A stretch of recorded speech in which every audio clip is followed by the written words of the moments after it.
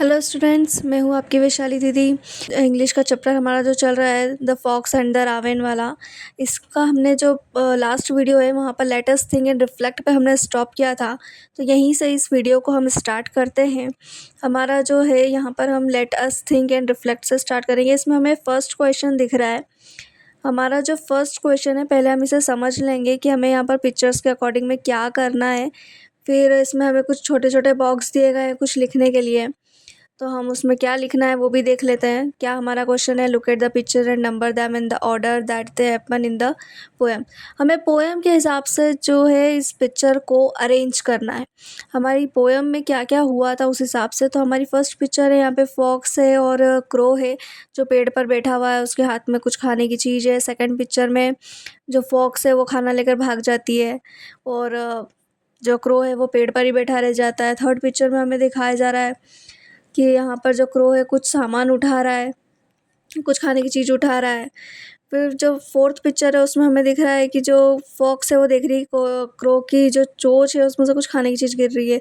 अब हमने यहाँ पर देख लिया कि भाई फर्स्ट हमारा कौन सा आना चाहिए। फर्स्ट जो है थर्ड पिक्चर, सबसे पहले जो क्रो है वो कुछ खाने की चीज़ को उठाता है। इसके बाद हमारा जो सेकंड पिक्चर है वो हमारी फर्स्ट आएगी, क्योंकि जो है फॉक्स क्रो को देख रही है कि उसके मुंह में कुछ खाने की चीज़ है। थर्ड पिक्चर में हमारा जो क्रो से कुछ सामान खाने का गिर जाता है और फॉक्स उसको फोर्थ पिक्चर में लेकर भाग जाती है। ये हमारा पिक्चर का पोएम के हिसाब से अरेंजमेंट हो गया। तो हमारा ये वाला क्वेश्चन ख़त्म हो गया। यहाँ पे हमने देख लिया हमारी जो फर्स्ट पिक्चर है, हमारी जो लाइनिंग आएगी वो आंसर आएगा हमारा 2 4 1 3। ये हमारी पिक्चर्स का अरेंजमेंट है। अब हम आ जाते हैं नेक्स्ट क्वेश्चन पे। हमारे इसी पार्ट के अंदर हमें सेकंड क्वेश्चन भी मिलता है। अब सेकंड क्वेश्चन क्या, read the following lines and answer the question that follow. हमारा फर्स्ट पार्ट भी है इसके अंदर sir raven you are a handsome bird such feathers if you would only sing the birds of this wood call you king. इसके अंदर भी हमें कुछ एक वन पार्ट मिलता है। Such feather refers to dash feathers. 4 answers हमें इसमें दिए गए हैं ऑप्शंस के लिए। फर्स्ट है शाइनी एंड ब्यूटीफुल, सेकंड है ब्लैक एंड डल, थर्ड है ग्रे एंड लॉन्ग, फोर्थ है शॉर्ट एंड अनअट्रैक्टिव। अब इसमें से क्या आना चाहिए, इसमें से क्या आएगा। उसका जो फीदर्स थे वो कैसे थे, उसके जो फीदर्स थे वो शाइनी एंड ब्यूटीफुल्स थे, अगली थे या डल थे। क्या आंसर आना चाहिए, ब्लैक थे, ग्रे थे, लॉन्ग, शॉर्ट, अनअट्रैक्टिव। तो जो फीदर्स थे रावण के, आपको याद होना चाहिए वो शाइनी एंड ब्यूटीफुल थे। ये हमें पता है क्योंकि ये फॉक्स ने उसको कहा था, किसको, क्रो को। अब हमारा जाता है second question, why would the birds of the wood call the raven king. क्यों रावेन को किंग कहेंगे, इसका भी हमें आंसर देना है। तो चलिए इसका आंसर भी हम आपको लिखकर बता देते हैं। The fox flatters the raven. He calls him handsome and praises his feather. He tells if he would sing, the birds of the would call him king. A handsome raven with shiny feathers and melodious voice is fit to be king. It was all flattery. The fox misleads the raven. जो fox है वो रावेन की तारीफ़ करती है कि भाई तुम बहुत ही ज़्यादा हैंडसम हो, तुम्हारे फीदर्स बहुत अच्छे हैं, तुम्हारे पंख बहुत अच्छे हैं, तुम बहुत अच्छा गा सकते हो, तो तुम यहाँ के किंग कहलाओगे। तो जो रावेन रहता है वो जो है फॉक्स की ये झूठ वाली बातों में आ जाता है, झूठी बातों में।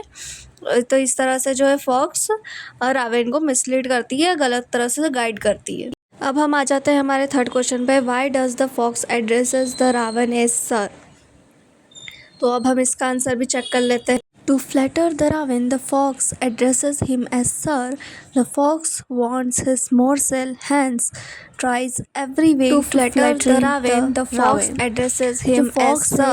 The fox को सर कहकर एड्रेस करती है या उसे बुलाती है, tries every way to flatter, क्योंकि जो फॉक्स है वो जो रावेन को सर कह के बुलाती है, क्योंकि फॉक्स को जो ना चीज़ थी जो था हमारा चाहती थी कि वो उसके जो चोंच में मोर्सल था खाने की चीज़ थी वो उसको चाहिए थी, इसलिए वो हर तरह से कोशिश करी थी कि वो चीज़ उसे मिल जाए या क्रो जो है अपनी चोंच खोले, मोर्सल गिर जाए। His voice was just a croak. He opened his beak in his foolish pride. इसमें भी हमें फर्स्ट पार्ट मिलता है, why did the Ravan open his beak।